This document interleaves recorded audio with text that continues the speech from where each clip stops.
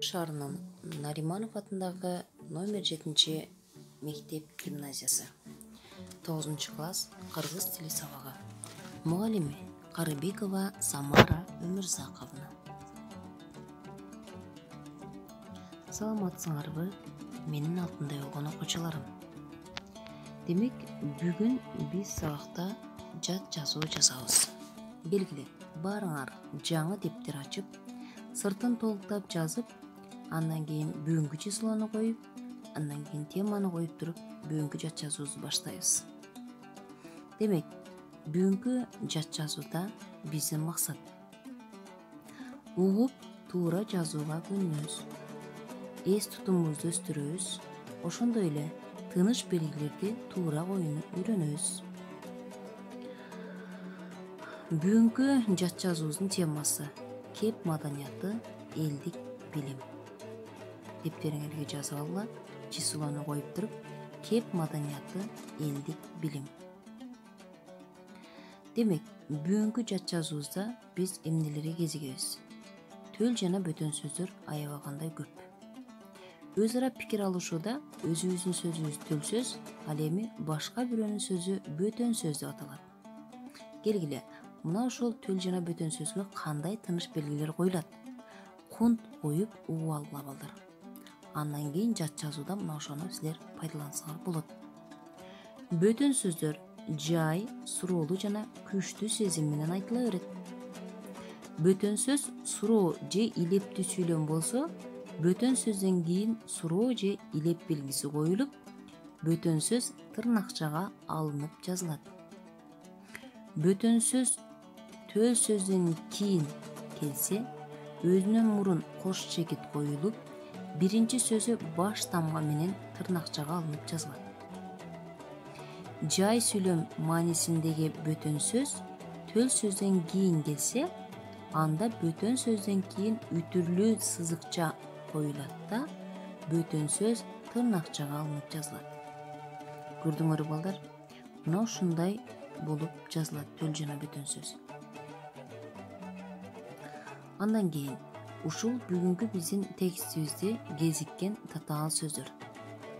Булар: уул кызына, ата энени, сөлтүк, илберинки, оюн, театр, таалим-тарбия, тийишпиз.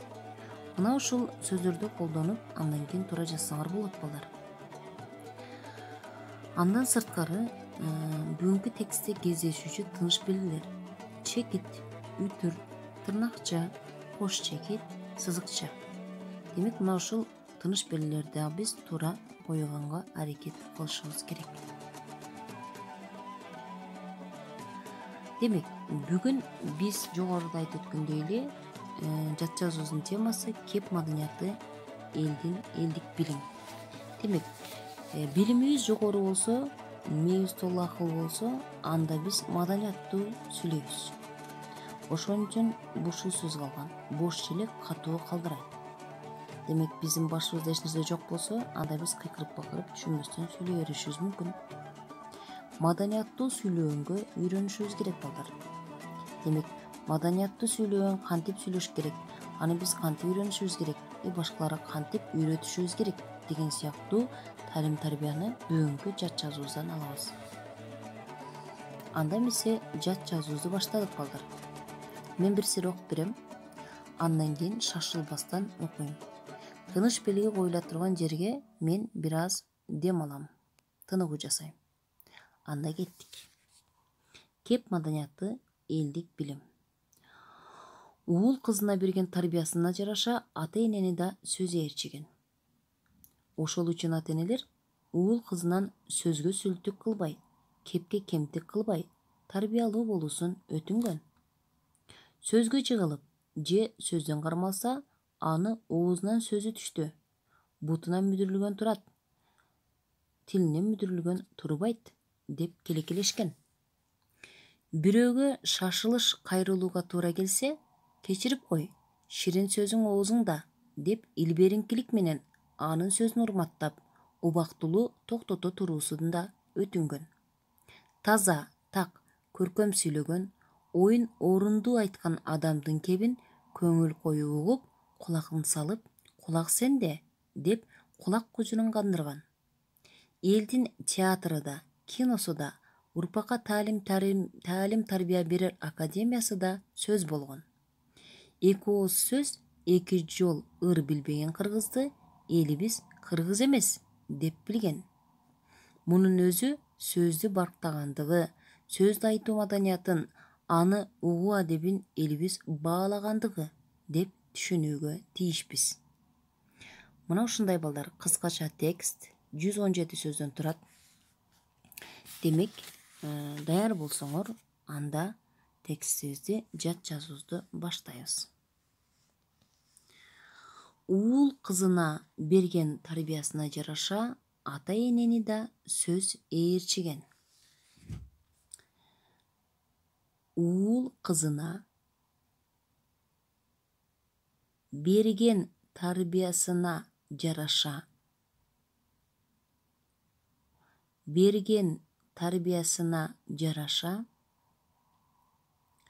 ата энени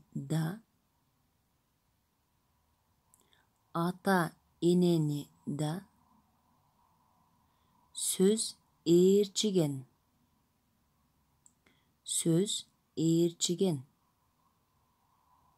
Сүйлөм бүттү. Кийинки сүйлөм. Ошол үчүн ата энелер уул кызынан сөзгө сөлтүк кылбай, кепке кемтик кылбай тарбиялуу болуусун өтүнгөн. Ошол үчүн ата энелер уул кызынан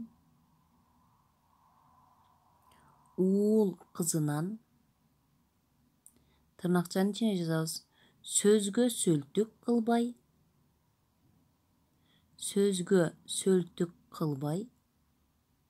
кепке кемтик кылбай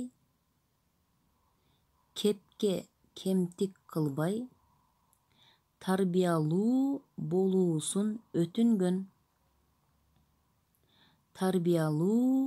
болуусун өтүнгөн. Сүйлөм бүттү. Текшеребиз. Ошол үчүн ата энелер уул кызынан сөзгө сөлтүк кылбай, кепке кемтик кылбай тарбиялуу болуусун өтүнгөн. Кийинки сүйлөм абзац менен. Сөзгө жыгылып же сөздөн кармалса, аны оозунан сөзү түштү. Бутунан мүдүрүлгөн турат, тилине мүдүрүлбөгөн турбайт деп келекелешкен. Сөзгө жыгылып же сөздөн кармалса,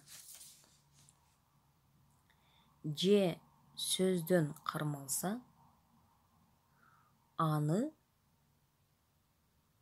бөтөн сөз жазабыз. Оозунан сөзү түштү.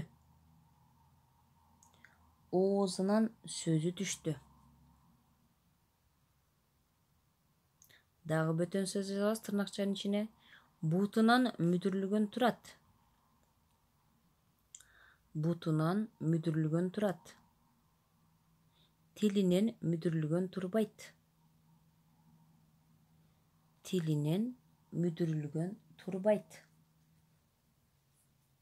Тырнакчаны жаап деп келекелешкен.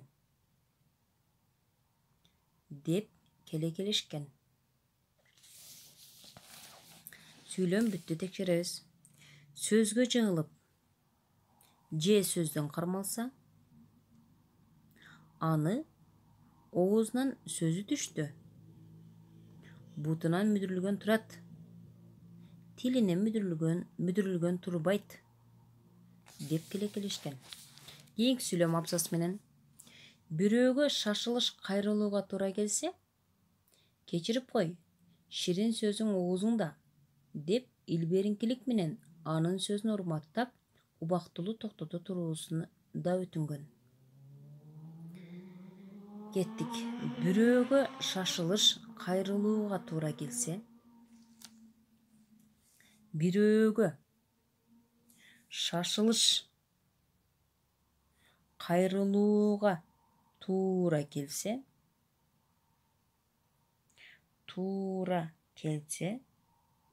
кош чекит коюп, тырнакчанын ичине баш тамга менен кечирип кой. Ширин сөзүң оозуңда. Деп илбериңкилик менен анын сөзүн урматтап, деп илбериңкилик менен анын сөзүн урматтап, анын сөзүн урматтап, убактылуу токтото туруусун да өтүнгөн. Убактылуу токтото туруусун да өтүнгөн. Убактылуу токтото туруусун да өтүнгөн. Сүйлөм бүттү, текшеребиз. Бирөөгө шашылыш кайрылууга туура келсе, кечирип кой. Ширин сөзүң оозуңда. Деп илбериңкилик менен анын сөзүн урматтап, убактылуу токтото туруусун да өтүнгөн. Кийинки сүйлөм абзац менен. Таза, так, көркөм сүйлөгөн, оюн орундуу айткан адамдын кебин көңүл коюп угуп, кулагын салып, кулак сенде, деп кулак кужурун кандырган. Баштадык. Абзац менен. Таза, так, көркөм сүйлөгөн,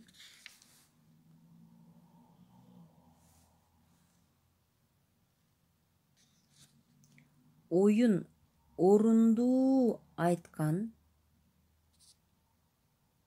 оюн орундуу айткан адамдын кебин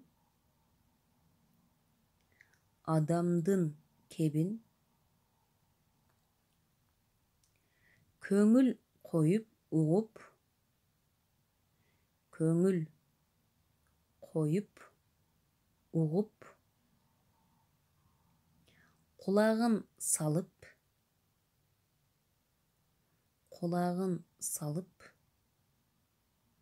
кулак сенде,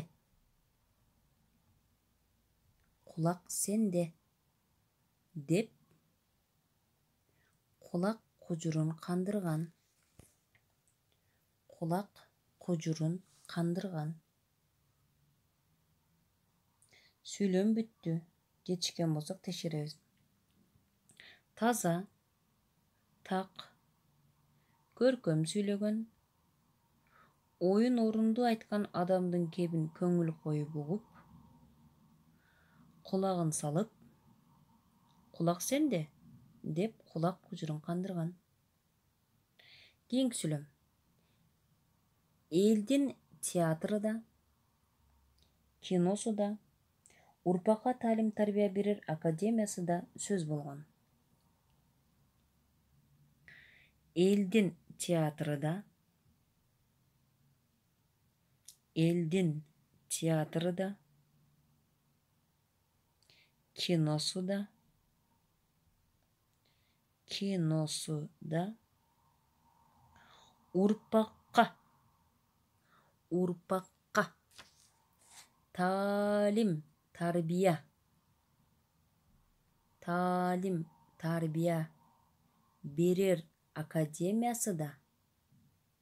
берер академиясы да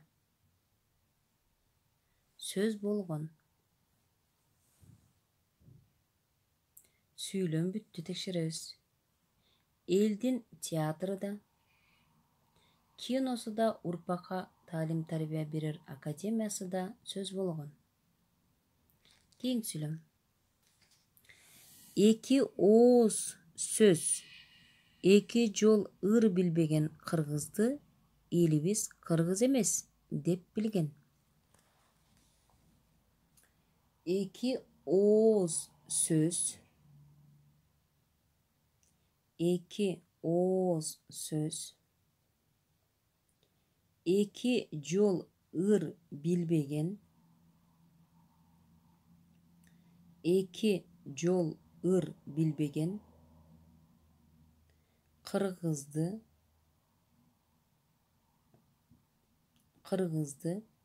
элибиз кыргыз эмес деп билген. Кыргыз эмес деген сөз бул бөтөн сөз. Кыргыз эмес деп билген. Сүйлөм бүттү, текшеребиз. Эки ооз сөз. Эки жол ыр билбеген кыргызды элибиз кыргыз эмес деп билген. Кийинки сүйлөм акыркы сүйлөм. Мунун өзү сызыкча коебуз. Сөздү барктагандыгы, сөздү айтуу маданиятын, аны угуу адебин элибиз баалагандыгы деп түшүнүүгө тийишпиз.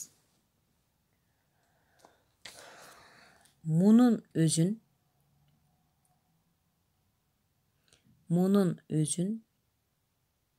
сөздү барктагандыгы,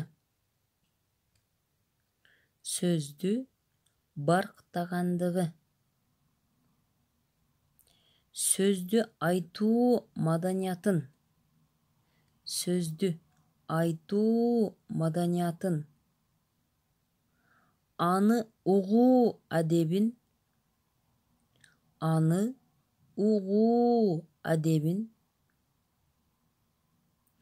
элибиз баалагандыгы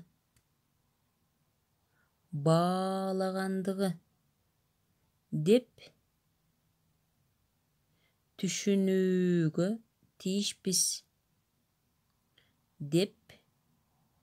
түшүнүүгө тийишпиз. Текшеребиз акыркы сүйлөмдү. Жетишкен болсок, мунун өзүн сөздү барктагандыгы, сөздү айтуу маданиятын, аны угуу адебин элибиз баалагандыгы деп түшүнүүгө тийишпиз. Сүйлөм дагы бүттү, текст дагы бүттү балдар. Анда эмесе баарыңар жат жазуусун жакшынакай кылып жазып бүткөн болсоңор, сүрөткө тартып, андан кийин мага жөнөтөсүңөр. Саламатта калгыла.